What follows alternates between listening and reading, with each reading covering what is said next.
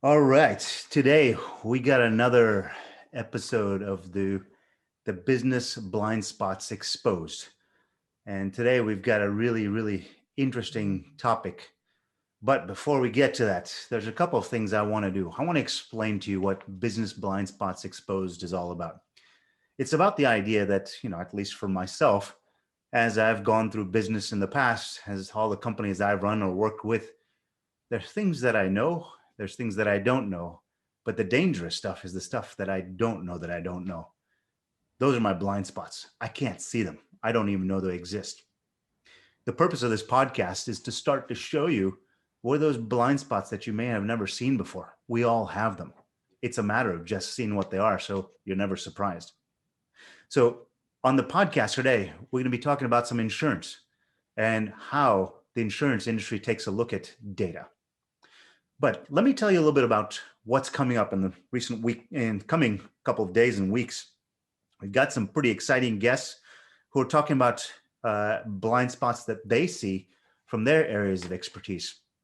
On February 15th, we've got Sherry McManus and Lou Everett at 11 a.m. Eastern Standard Time. And the title of their podcast there is How to Think Bigger with Data.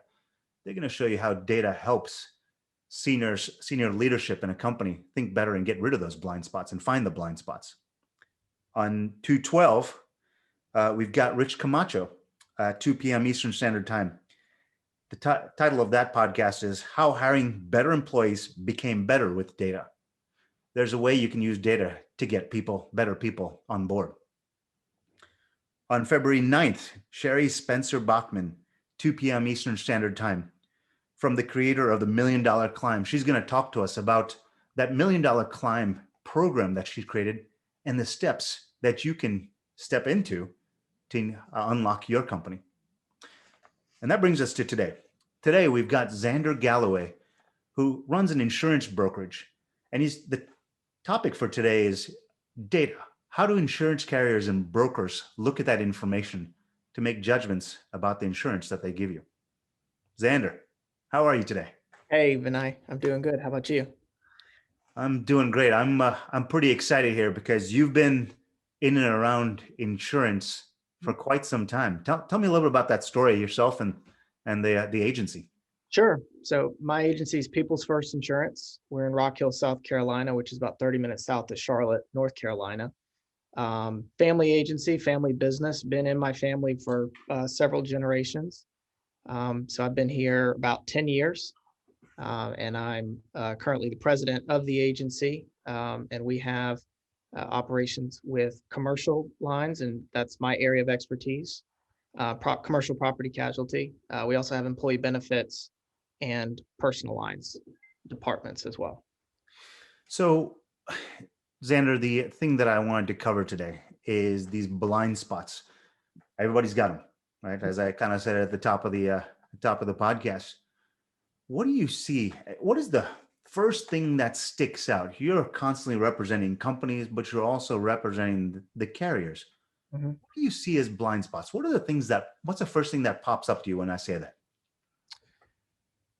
Well, I think there's a lot of, there's so many different directions we could go with that. I'll just say in general, the way that carriers, they're trying to understand the risks that any one business has. And by definition, they have to be conservative in their underwriting when they don't know the answer to a question. Any one business that is applying for insurance has a whole set of questions that they have to answer. Mm-hmm. And the less data that gets passed along in the form of answers to questions or real-time data, the less information the carrier knows, the more conservative they have to be. And that can be disadvantageous to a business that is performing very well, that is doing all the right things, but that information is not getting passed on to the carriers. And so in general, one of the things that we try to do as an agency, as an advisor to our clients, is to help highlight, first of all, understand all the good things from a proactive standpoint that a business is doing, regardless of what risk issue we're talking about, whether it's fleet safety or workers' comp or anything else. Because the more information and the more data that a carrier has and an underwriter has about the proactive steps that you as a business are taking, the more you can be rewarded for that. So in general, the way that I see our job is one of two things. We have one of two jobs, two different jobs. Number one, it is getting that data to the carrier and understanding what it is that you are doing well and maybe not well, because we also want to make sure that the carrier is getting accurate information. But then beyond that, we want to help you, the client, really focus on those things, identify, you talked about blind spots, identify some blind spots that you might have, and help you be in a position to improve upon those issues, either with tools, resources we have in-house, third parties we can connect them to, or just bringing to light some things that they can fix themselves so that we can then turn around and tell that story to the carrier. So in many ways, I would say, data moving back and forth between client, agency, which is ourselves, and then the carrier. Sometimes it's just a coordination problem. The data's there, but it's just a matter of getting the right information back and forth between all the parties so that ultimately the coverages and the price that you have in the form of insurance premiums is as accurate of a representation as possible of your business. I think there's a lot of things to unpack there. And I do want to reach out to the audience. We've got a number of people who are online. Please chime in and tell us if there's things that you need further clarification or things that we may be using as jargon between the two of us or lingo. Chime in, say, hey, what does that mean? Or ask specific questions. The purpose of this is to expose the blind spots. And if we're not exposing the blind spots, we're not getting where we're supposed to be going. So one thing that I heard you say was this idea that you're trying to build this picture. I think in terms of story or narrative, Zander, at the end of the day, what you're trying to do is facilitate getting the story from between two parties that know nothing about each other. I mean, the carrier really never talks directly to the business, and the business may not necessarily talk directly to the carrier. So you're kind of a storyteller in both directions. And the data, the way I think about it, and I made this analogy before, data is about the words in the story. You're supposed to tell stories to both sides. Am I presenting that correctly? Absolutely. Yep, absolutely. And the reason that's important is if you are not giving data to a broker like yourself, you can't accurately represent it. And the insurance carrier is saying, look, I'm going to look at the risk that I know from the market, and I can't understand the person that I'm talking to who's trying to get the policy here. So they're just, they're going to be conservative by definition because they don't know who the hell you are. Is that right? That's exactly right. And you said something that I think is spot on. The less information that they have. So let's back up for a second. Let's think about how insurance works. Big picture. And I'm painting a broad brush, but this is, we got to start with sort of the first principles of insurance.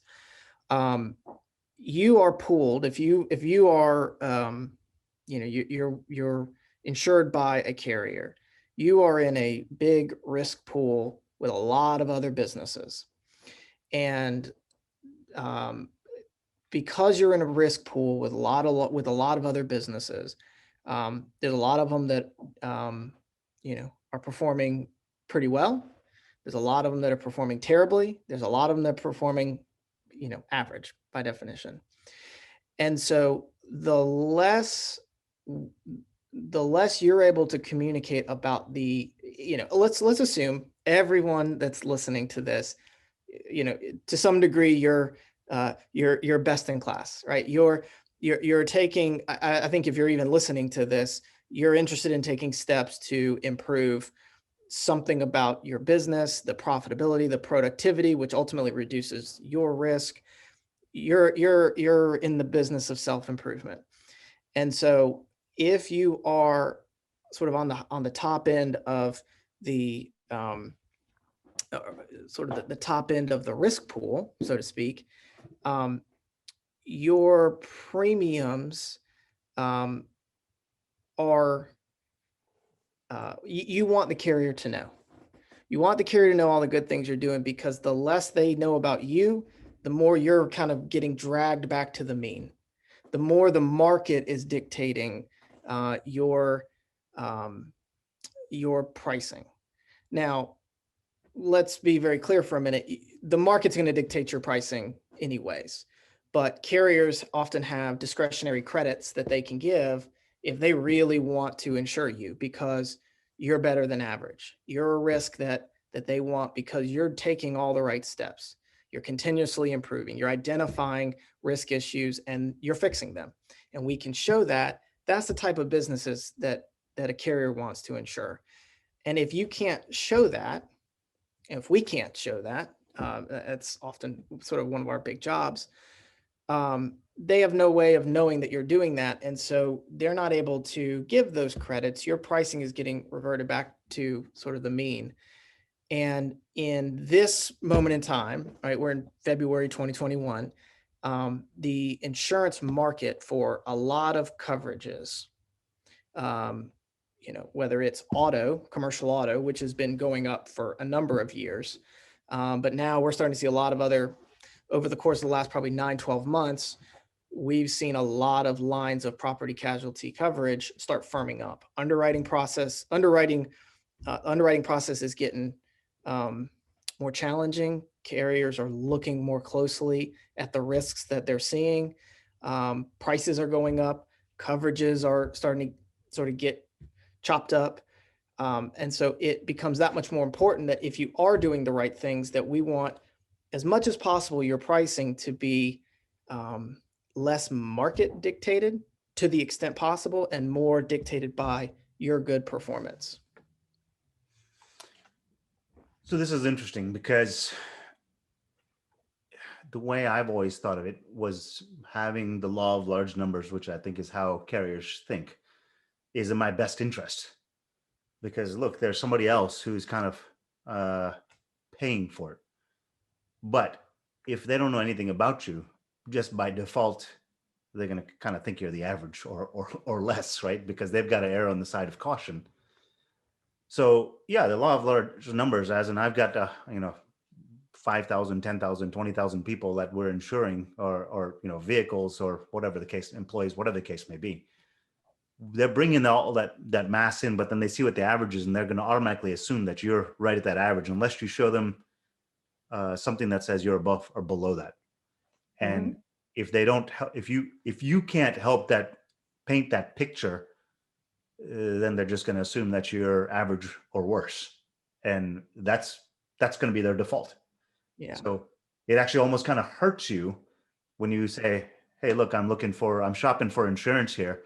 The carrier is going to assume, "Hey, I don't have any information on you. I don't have any relationship with you. Just assume the worst." Right? Yeah, and there's definitely information available. So let's not we're not the end all be all of data. Carriers absolutely have access to third party sources and third party data, and that's increasing every day. So there's information out there, but let's take let's take auto insurance for a second. Commercial auto, you know a little bit about that because you kind of operate in that space. Um, and again, this is my perspective on things. I'm not an actuary. I'm not an underwriter. I work with them, but this is just the way I see it. Um, when we're looking at commercial auto, the price, whether it's auto liability, auto physical damage, the price that a carrier puts on something is on the vehicle itself. Okay. Regardless of who's driving that vehicle. Okay. Um, and then the way they sort of manage that risk is by looking at a driver list and some combination of the carriers and the clients are running MVRs, having guidelines. If you have above a certain number of incidents, you're not allowed to drive, and all of that. So they're pricing the insurance on the vehicle and then managing that risk by sort of culling the drivers list to make sure that we've got competent drivers. Let's kind of talk about what what they're doing there. I don't know all the statistics, but I think it's kind of common knowledge that what's causing accidents, what's causing losses, both with auto liability. Let's talk about auto liability. Auto physical damage, you have break-ins and things like that, but auto liability losses are accidents, the vast majority of which are caused by people, by drivers who are not paying attention, who are texting while driving, who are eating, drinking, looking the other way, yelling at somebody in the other lane. It's their behaviors that are causing accidents. However, the insurance is not priced on the people. The insurance is priced on the vehicles. But naturally, okay, well, let's vet the drivers. How do we vet the drivers? We pull their MVRs. What's on an MVR? An MVR is two things. It is a lagging indicator, right? And it is basically a snapshot of all the times you got caught. That's it. And so it's better than nothing.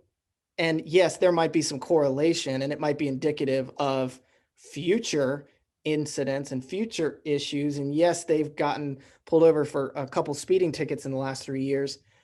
It's likely hey, we don't necessarily want this person on our driving list because they drive fast. Well, how do we actually know that? That's a snapshot of like the 0.001% of the time that they were actually on the road in the last 5 years. And you're trying to make some sort of assumption about that. Not to say that it's better than nothing, but my point is there's a lot of information. Talk about blind spots. There's a lot of blind spots in the way that process works. Yeah, I'll stop there. Go ahead. Yeah, I'm kind of chuckling because just as you're saying this, I'm thinking I've got a preteen kid. He loves his computer games like on the iPad, and you look on Friday and Saturday nights, you're allowed to stay up a little bit later. Not a lot of times, but a couple of times we've caught him. He'll sneak it underneath his pillow, and everyone's gone to sleep, and 11:30 at night, he's playing on his iPad late at night. He's not supposed to be doing that. But if I catch him twice doing that, out of 365 days out of a year, he may have only done it twice. But then I come down hard on him saying, hey, look, you're constantly breaking the rules and you're out of bounds here. I am, I don't know. I'm grounding you. No more iPad for the next week and a half. It was based on 2 days out of 365. I mean, I don't know what the real number is, right? But I think that's what you're saying is there's a little bit of witchcraft and sorcery and kind of potions and stuff that a carrier's got to come up with because they've got a very limited amount of information about what's happening, and they've got to make a judgment based on that. So, I'm sorry, Bernard. Well, that's exactly why the law of large numbers is useful. Okay. Is because over a big enough sample set, you can draw some correlations, and that if you've got a certain set of guidelines, you're making a judgment call on this one person, and the 2 speeding tickets they got in the last 3 years, that could have been the 2 times in the last 3 years that they sped, or they could be speeding every time they're on the road, and those are the 2 times they got caught.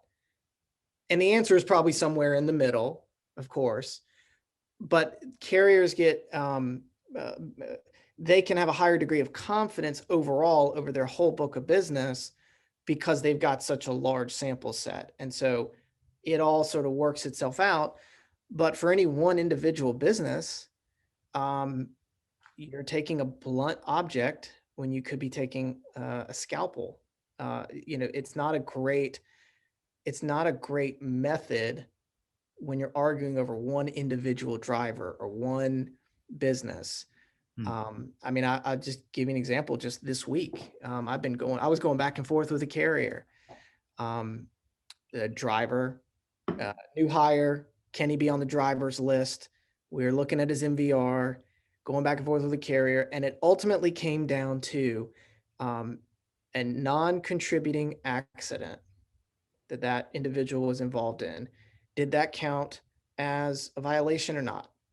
And the answer to that question was going to determine whether, now he had some other things. Okay. So, but the answer to that question was going to determine if he was going to be allowed on the driving list. And for something that happened like 2 or 3 years ago. And so they were trying to make a call as to whether he would be a good driver going forward. So, basically it's a binary answer, and they were trying to make it that determination. And so it's not to say what they're doing is wrong. There's just a lot of opportunity to have a lot more granularity of data and real-time data to make better decisions around, underwriting an individual risk. So, and by the way, one thing is a couple of things. I've noticed we've got some more people that have joined in from on various platforms on our live platforms. Tell us who you are. Tell us where you're from. Love to see who's on. Uh, get something out of the session. Get something out of this, and ask us questions. Just tell us who you are. Love to engage with you and see what we can do and tailor the conversation and experience for you. Um, Also, I've heard you use the word MVR, the acronym MVR, motor vehicle record, is what that means, right, Xander? Yep. Um, so I want to shift a little bit here, right? We've been talking about this blind spot that a lot of people think that going to insurance carriers is about finding the cheapest rate, but in actuality, it's not about finding the cheapest rate. It's finding the carrier that understands your story the best, because who understands your story the best is the one who can offer you the best rate. Uh, so, all right, I'll bite. It's about telling the story. How do I tell them the story? What can I do to tell them the story? What data can I share? Who are you? You're the customer? Yeah, I'm a business. I got 17 vehicles on the road. Mhm. I'm kind of getting a little bit bigger now, and my insurance costs are starting to become something that I want to control or have some capability of turning the dials on. What can I do? What can I share with you as a broker that helps paint a better picture or story? Um, so if you were setting yourself up for Carmo, uh, you did a pretty good job. Obviously, any kind of real-time data that you're able to show that demonstrates good performance is is a good start. So in our industry, we have applications that we Well, have to complete. and Xander, I wasn't necessarily trying to set anything up there. Just so much from the point of view of if somebody's listening in on this, Mhm. what can they do with what they already have today to start this narrative, this dialogue to be a little bit better today, right? Sure. And there's advanced versions of that. I think is sort of the next place Yeah. we can go eventually, right? Yeah. Um, I mean, I think it starts with really looking at your policies and procedures around driver selection, around vehicle maintenance, and if you're putting yourself um, in the shoes of the underwriter, actuary, the carrier. And by the way, I'd love for anybody that's on this call right now that is in that position. I'd love to let them chime in as well, just to give their perspective. But they want some confidence that the risk that you have is a good one, and so you're doing that by showing how you're vetting on the front end, how you keep your vehicles maintained, and the losses will speak for themselves. Carriers have access to something called loss runs that just shows any claims that you've had over that time. But really, any showing continuous improvement and a track record of that, and showing that you're constantly looking to identify the issues that may lead to some kind of loss, and showing what you've done about it, and showing your plan to fix the things that you've identified. When you can show sort of just not just that you did it once, but that you are constantly on the lookout for that, it shows the carrier that you actually have a culture of safety, that you have a culture of risk improvement.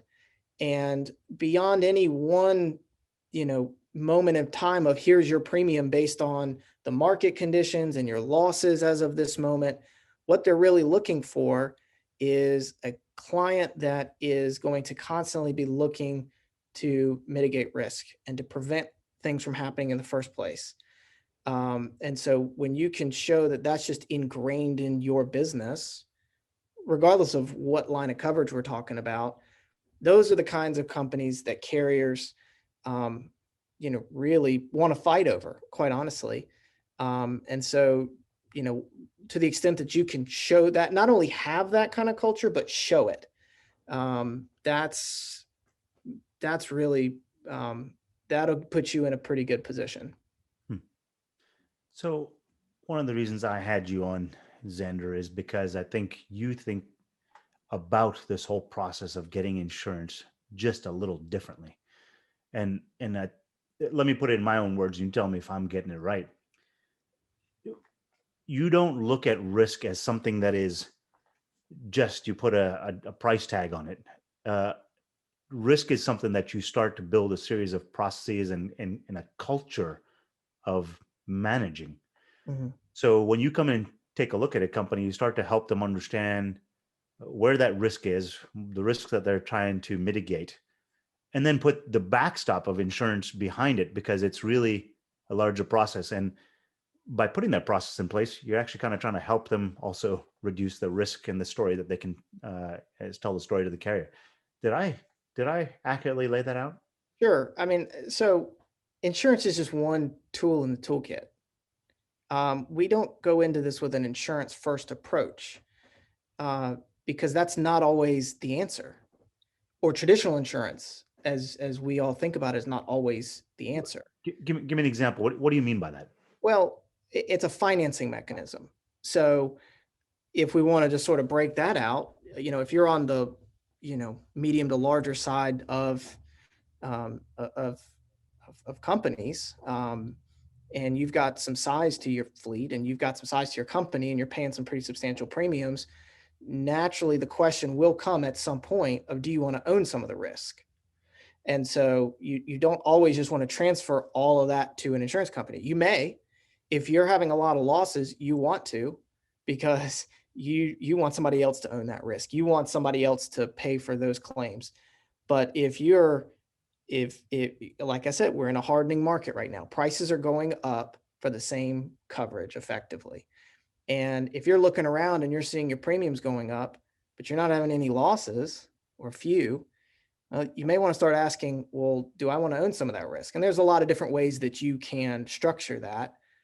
But so that's one conversation just on the insurance side. But for any risk issue, insurance is the last line of defense, no matter how you structure it. It's not the first line of defense. You want to, once you understand a risk issue, and one thing I like to say is sort of, the atomic unit here is the risk issue. Once you identify what that is, then you determine what you want to do about it. So yeah, insurance is foundational to any business and their plan to protect their company, but it's not the only thing. You want to the extent possible, you want to avoid any opportunity for loss. Now, that's not necessarily possible if you're in business. You're naturally exposed to risks of all kinds just for operating. But to the extent possible, you want to prevent any losses from occurring and you want to contain the ones that do. And so by being proactive, by getting access to tools, softwares, advice, other resources to help you sort of reduce the need for that insurance, reduce the potential frequency or severity of any one loss, you do that over a long enough period of time, then you use your insurance less. which drives down your insurance costs. So insurance is the last line of defense, but it is just one of many, I guess, strategies that a business should take once they identify a particular issue. So we've got more people that have joined in. Thanks for joining in. Tell us where you're joining from. Would love to see who's on. Thanks for joining in. If you'd love to tell us what brought you to the podcast and what kind of tickled your interest and made you make some time in your day to come listen to Zander. Love to understand what it is that got you to set aside that time. Please feel free to comment and just tell us who you are, where you're from. All right, so Zander, when I first talked to you, my understanding of the whole insurance industry was there's this kind of black box process that it goes into. I'm hearing a lot of variability in how these things are judged. It's left up to, I'll use a word here, human intuition to some degree, right? It's their best guess. But you work with multiple carriers. Why? Why does that matter for somebody? If you work with one carrier, could you not get the same thing as if you went with multiple carriers? Is that not the same thing? Tell me more there. Well, the commercial market is vast. There's a lot of different industries out there. Any one carrier does not have an appetite. When I say appetite, a desire to insure every industry out there. Give me an example. Pest control companies and the carriers that insure pest control companies could be very, very different than the companies that insure fast food restaurants. And that's so that they don't like the risk that comes with that particular type of business. So, and nobody's got a coverage for everything. Even the gigantic names that we hear of in terms of carriers, they don't cover everything as well. No, definitely not. No. Sometimes they specialize in size of companies. So some carriers are much better at smaller businesses, and some sort of put all their expertise in, and resources for the larger companies. But it's a deliberate decision that they make, either because of expertise they've got, or all kinds of models. And there's so much data that goes into how you enter an industry for a carrier, which is way beyond sort of the scope of my knowledge set. But it's, they're making deliberate decisions based on, sort of strategic goals of a company, of what industries they want to insure. Okay. And so every company has a different appetite. And beyond that, every carrier's got different experience. And so, carrier A might, for any given industry, they might have a great experience insuring pest control companies. And if they've had a great experience, and again, I don't want to get too granular, but they're also maybe looking line by line: general liability, auto liability, workers' comp. But from an industry perspective, they might have, one company for any given industry might have a great experience, and that means their pricing can be more competitive.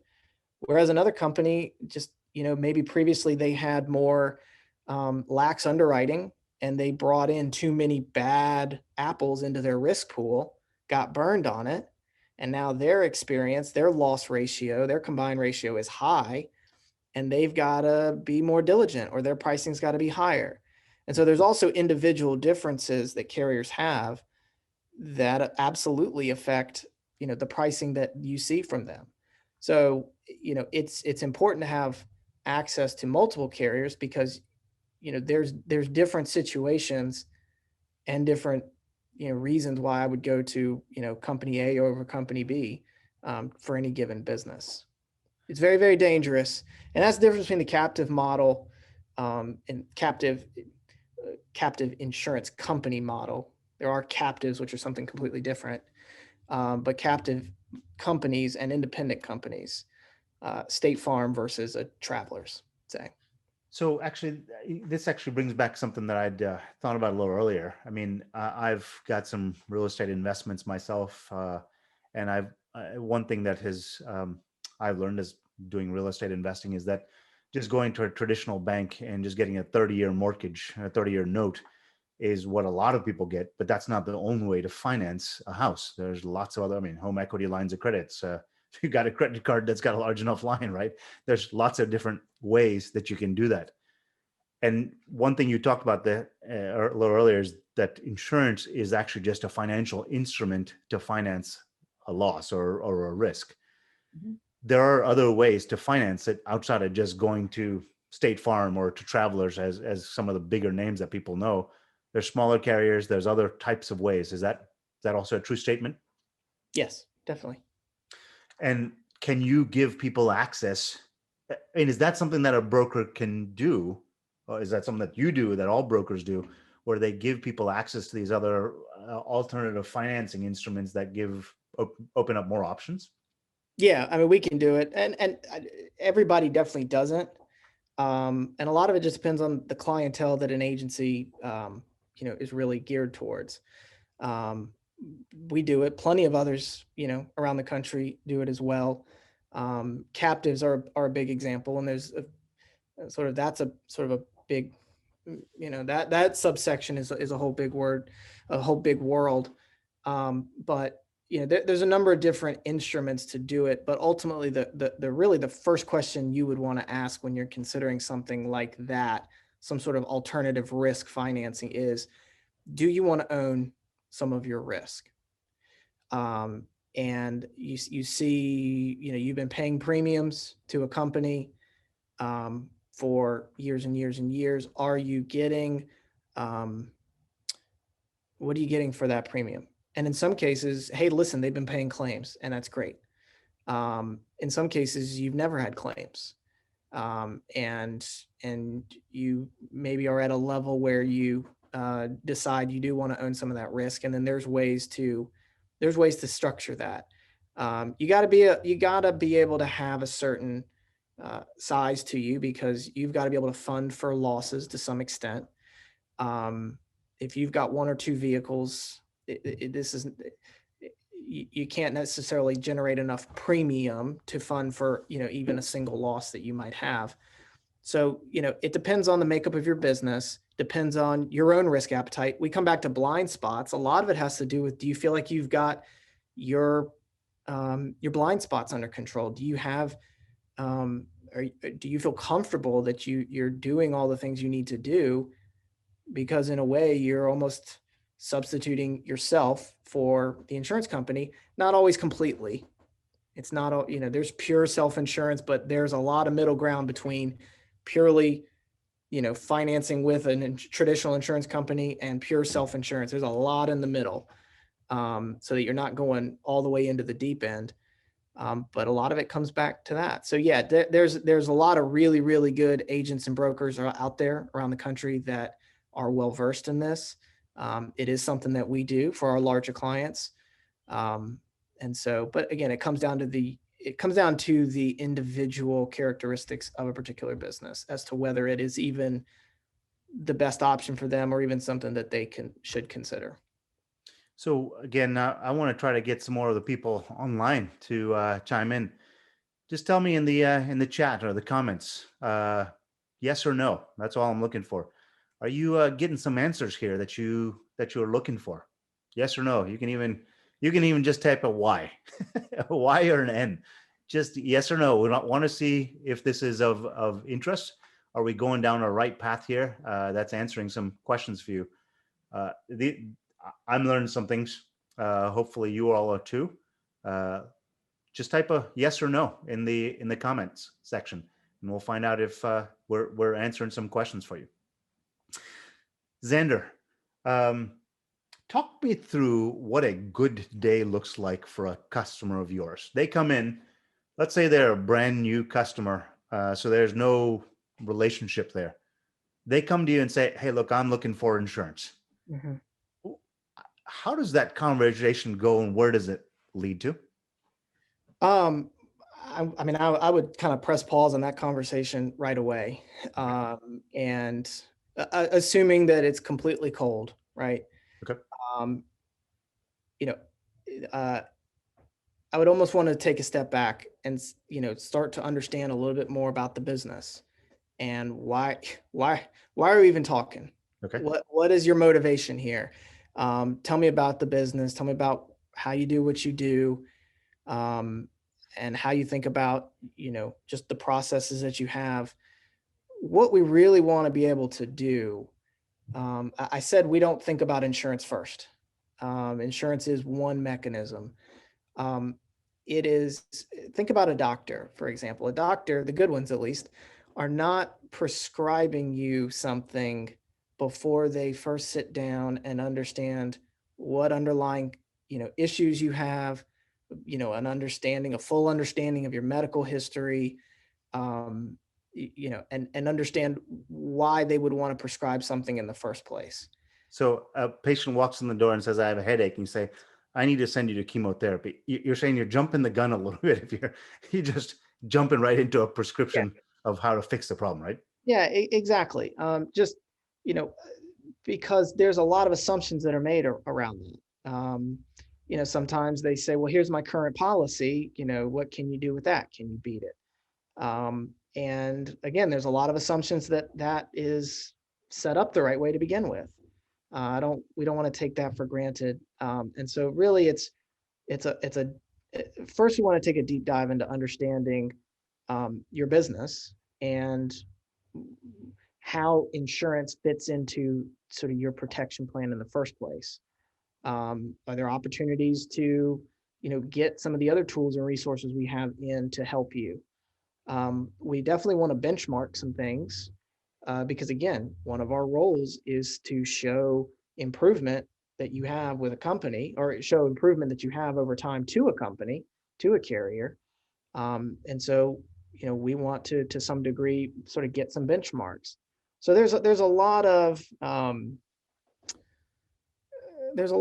sort of work that goes into first before we quote you, which is not something that I I don't love that sort of phrase, because we view it more as an advisory relationship, and we first want to understand more of what goes into your business before we just jump the gun and go straight to insurance. Well, you're building the story, right? I mean, you want to be able to go back with the story, not just say, here's the company. Can you give me a number? It's more about, hey, look, you want to be able to start that dialogue with the carrier as soon as you first contact them about a new potential customer, right? And the dialogue with the client, Yeah. because we also, we're the advocates for the client, and a lot of our clients are big enough to where they've got complexity, right? Um, they're, they might have 25, 50, 150 vehicles, but we don't insure, you know, uh, the Fortune 500, Fortune 100 companies. Um, those companies have lots of complexity, but they've got the internal team and the resources and all of it. Now, we could, but that's not our target market. We They've got a lot of the resources and tools. Um, our target clients have complexity. We can help them, and they don't necessarily have the structure in place. They got the entrepreneurs running around, and um, just all over the place.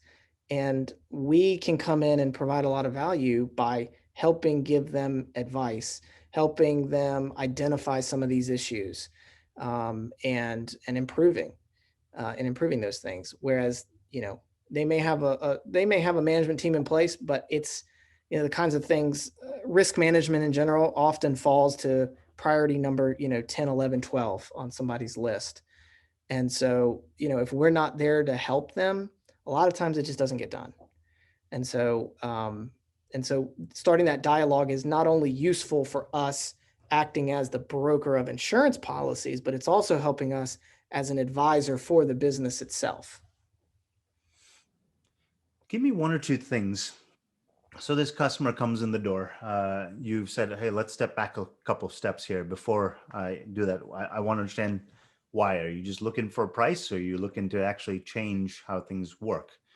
Wherever that conversation Mhm. falls.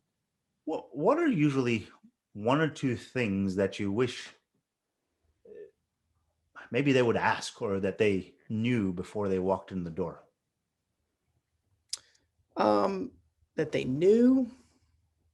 Yeah, what would make them forewarned, so they're forearmed, kind of walked in the door? Armed seems like it's a combative relation. This is not I meant to be don't. combative. Okay, here's one that I see a lot. I Okay. don't care what your premium is. So what? So we've conditioned our industry. Our industry has conditioned a lot of businesses to, like, if they send you the current policy, which is helpful for us to understand where they're coming from. A lot of times I'll see something blacked out, and no offense to anybody that does that who's watching this, but it doesn't matter. I don't care what premium you're currently paying, because I just this is my personal outlook. I just operate under the assumption that, you know, there are improvements that can be made to your policy, and improvements, whether it's adding coverages, removing coverages, it's going to change the price. So, we don't get into bidding wars and that sort of, that's not the general approach that we have. And so, you know, I, it doesn't matter to me. And you're not necessarily sort of in any kind of advantage or withholding something just by blacking that out. Okay. That's interesting. I wouldn't. I guess that makes sense. Um, because people are kind of just really just looking for a price at that point in time, right? They're Yeah, just and looking yeah, for, yeah. And so then again, there's a lot to unpack there. yeah, Um, that's not to say that's exactly what they're doing. That might be what they're doing. yeah, And also, they just might be, that's just what they've always done. yeah. And so, that in and of itself is okay. Well, that's a great point. How can I help you? Hmm. If all those other approaches that we have are not necessarily valuable to you and it's just the price, well, that might be okay. Because, hey, listen, we've got some really good insurance companies that, for the right businesses, can be priced very, very competitively. But, are you also looking for process improvement? Are you looking to um, sort of position yourself long term uh, to uh, to show carriers that this moment in time is just one moment in time? Are you looking for continuous improvement in your company? And are you going to allow me the ability to tell that story and to help you, and then to turn around and communicate that to the carriers? Um, if you're not, there's a lot of other good agencies out there that can quote you and move on. Because I think what I'm hearing from you, and you haven't used this word yet, but I think this is encompassing what you're saying, is your approach is more of a holistic approach. Let's take a look at the whole picture first and find out how we stop up the gaps, as opposed to let's just do one thing at a time and try to get the cheapest price, because then you really have no idea where your gaps or your blind spots are in coverage. So your approach is more about a holistic approach to things. How can we make the whole uh, portfolio of insurance that you have as a company better, as opposed to just trying to shave off something here or That's there? right. Yep, that's exactly right. I remember you've talked about this thing. You have a compliance system. Talk to me about that. What does that do? Because you've got a methodology by which you follow to do that for people. What is that? Yeah, so it's called Compliance Check, and it is a platform that helps us uh, really take a deep dive into various compliance and some safety related issues across property casualty, HR, benefits, um, and then a lot of safety focused topics as well.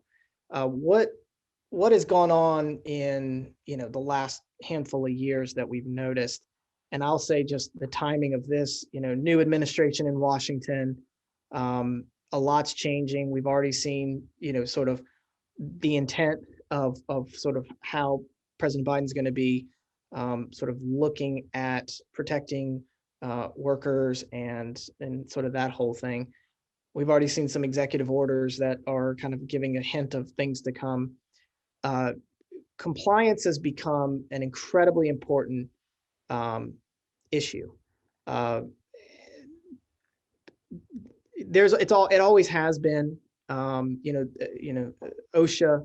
the Occupational Safety and Health Act, the Department of Labor, which governs OSHA, the IRS, the EEOC. There's lots of governing agencies out there, but in this moment in time, we just see a bigger importance placed on staying in compliance with the laws and rules and regulations that are out there. And what we find is, again, this is a very broad brush. Every client is different. If you're in the healthcare space, the Department of Health, your state's Department of Health, you know what they require. They inspect you all the time. In our state, South Carolina, it's DHEC is the name of it. You're pretty well versed on those sort of state-specific topics. But there are so many agencies and regulations out there that touch so many different parts of every single business. And we just often find, talk about blind spots, there's just a lot out there that you don't necessarily know you need to be doing. As an example, we're sitting here exactly 1 month, away from the March 2nd deadline for OSHA's electronic record keeping rule. And so what they put into place a few years ago is, most companies, not every company out there, but most companies have to fill out, throughout the year, OSHA recordable injuries, and they have to put the summary of those recordables on a 300A log and post it in the workplace. They've had to do that for years. A few years ago, OSHA said, you got to submit that electronically to us. And even in the last year, they said, if you don't, or we're going to start our inspections. We're going to start changing our inspections. If you're not submitting these, we're going to inspect you more. If you have high incident rates, we're going to inspect you more. And they're going to know whether you're turning these in, whether you have high incident rates based on your participation in this. And President Biden has said he's going to up OSHA's enforcement. He's going to staff up OSHA more so that they're going to be able to inspect more businesses so that they can, protect, do more to protect the safety and health of workers, which is great. And no matter which side of the fence you're on in the United States, the reality of the situation is you're going to have to pay more attention to some of these laws because, it's enforcement is going to be increasing and laws are constantly changing. So, it's not necessarily directly an insurance related topic, but again, fines can lead to out-of-pocket losses and distractions and reputational hits and all kinds of things that we don't want to happen. And so we've invested in a platform called Compliance Check, and it takes right now we've got 22 modules, and we're always adding more across a whole spectrum of your business. And these are federal, so we don't get into state specific stuff, but we take a deep dive on a topic like OSHA record keeping, or FMLA, or business income, or EEOC, or something along those lines, where we can really dive into an area and determine how well COVID response plan. I know nobody wants to talk about that anymore. Everybody's COVID out, but there's at least 11 different federal guidances from the CDC and the NCCI and OSHA and the IRS that say these are the things you have to do. And how do you stay on top of all of that? Well, we can take deep dives into these topics and help you find your blind spots, and then give you the resources, the policy language, to really plug those gaps and understand. So it's becoming a very, very, very important part of protecting a business's bottom line.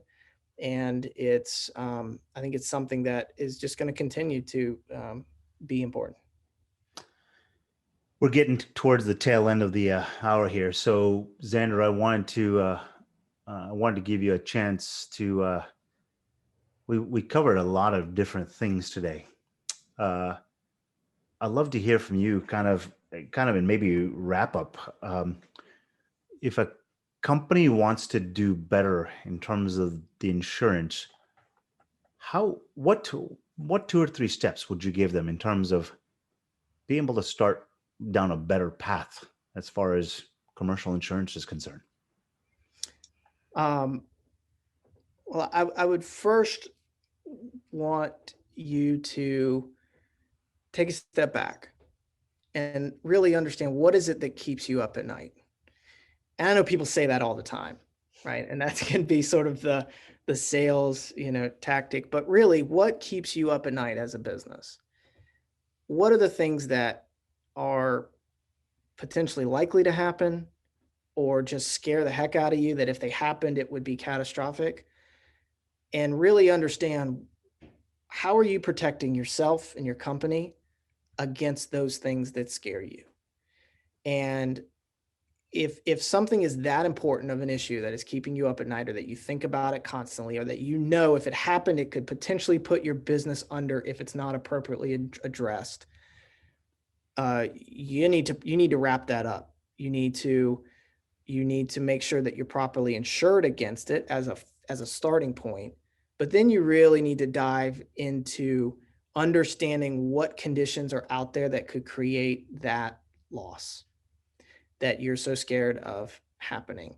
And what is it that you can do, or any trusted advisor you've got, whether it's your insurance agent, whether it's your CPA, your lawyer, whoever that may be.